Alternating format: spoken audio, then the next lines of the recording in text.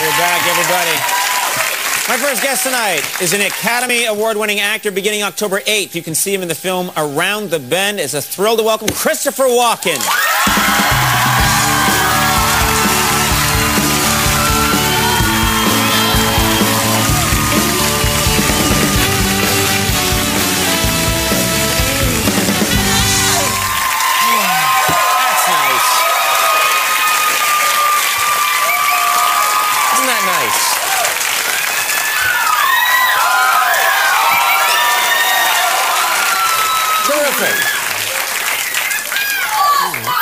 That's just got to be nice. That's got to be nice. It is. Well, that's the correct answer. It is. You know, I have... It yes, are. It are, yes. I have so much respect for you and your work, and I've always known you as Christopher Walken, and then I find out just today that you would rather be called Chris than Christopher. Is that true? Christopher's okay, but when the first time I saw it on the credits in a movie, I thought it was too long. Christopher. Looked like a train. Yeah. Like a train, yeah. Chris is better. Chris Walken, you know, Flash Gordon. But look, it's Chris Walken. Yeah, it's got a quick. Yeah. But if you know, not only that, but if you say it fast, say Chris. Say Christopher fast. Gesundheit. Christopher. Gesundheit. Sounds like a sneeze almost. No, it doesn't. But we'll leave that alone. But Chris, you're Chris. You're Chris. Chris Walken. Congratulations on Tonight Show. Oh, thank you very much. That's exciting. Very exciting. But, you know, when you do that, you're going to get a huge dressing room. You think? I have a tiny one now. There's not room for my hair in the one I have now, but oh yeah, you use my dressing room. But when you do the show in 2009, can I use your dressing room? You've used it when you do Saturday Night Live. You've walked down and used my dressing room. I take a nap. I drool on your couch. I know. I sold that drool on eBay. I go through your stuff. Yeah. Sorry about that.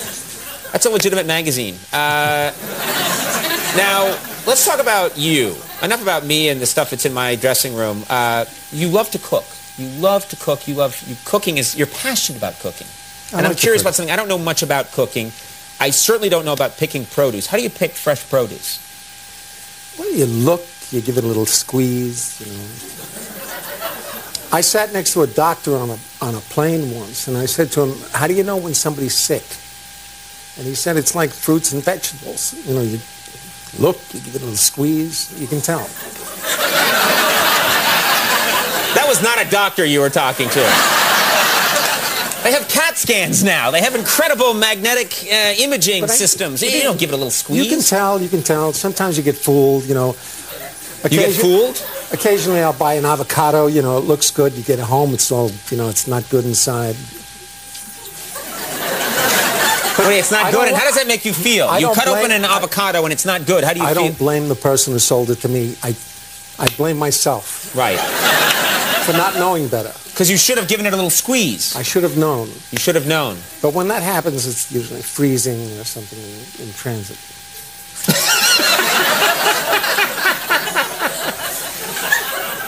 All right, I want to ask you about this. You have an incredible body of work, very respected man.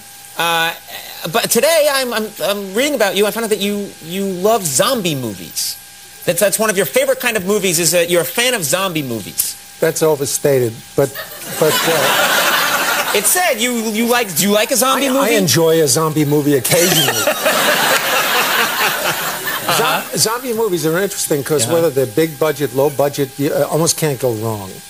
Right. You know, it's why? Because it's something you don't, you know, it's unusual. You don't see that all the time.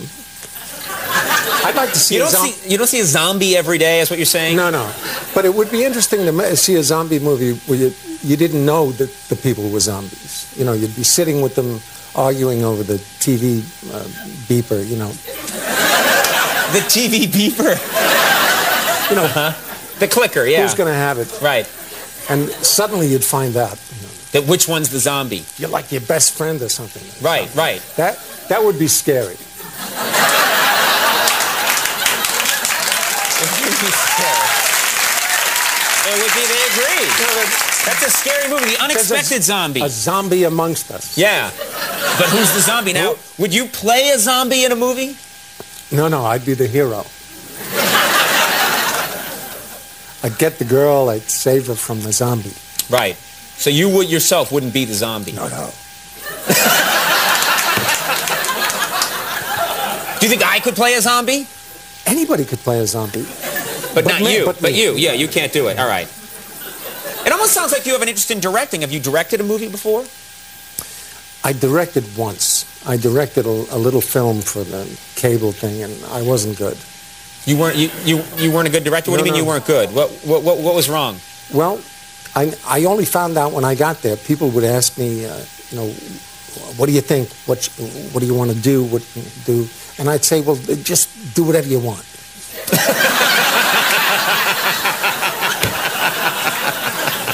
And really? That's not good. And yeah, especially when you shout that at, to 800 people through a megaphone. Do whatever you want. Well, how'd the film turn out? It was awful. Oh, okay. Well, let me ask you about this. This is TV related. You were considered for the part of on The Sopranos of Dr. Melfi's psychiatrist. That was a possibility. Mm-hmm. Would you have liked to have played a psychiatrist? I did, but Peter Bogdanovich got the part. Yes, yeah. Would you have liked to have played that role? I would have done it. Yeah. How have you? I mean, have you had experience? I don't want to get too personal, but have you been to a psychiatrist? At one point, a long time ago, everybody I knew was going, and they talked me into going. But right. I think I'd be a good psychiatrist on TV anyway. Right. Because for the same reasons that I'm not a good director. You know, people would say, what should I do? I'd say, well, do whatever you want. That's the kind of psychiatrist you would be. I would. I'd say, dude, don't worry, be happy. Everybody needs do what you want. luck, a guy's talking to you, I'm having these dreams, I want to kill my brother. Do what you want. No, just, don't worry, don't worry. Have a nectarine. Have a nectarine?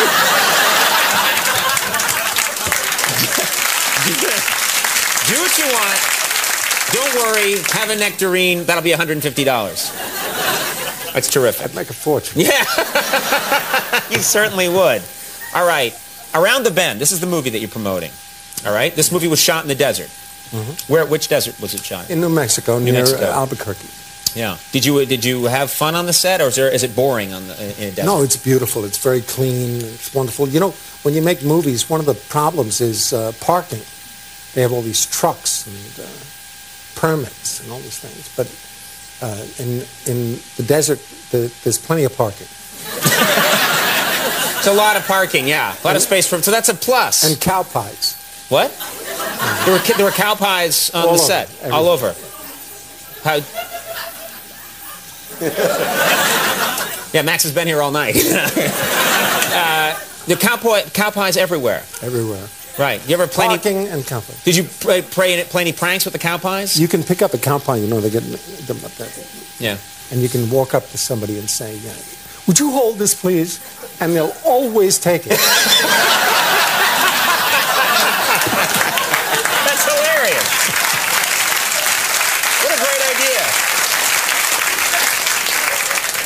All right. Well, Around the Bend, I think this is as good a promotion for this movie as you'll find on any talk show. There's plenty of parking for this film and cow crap everywhere.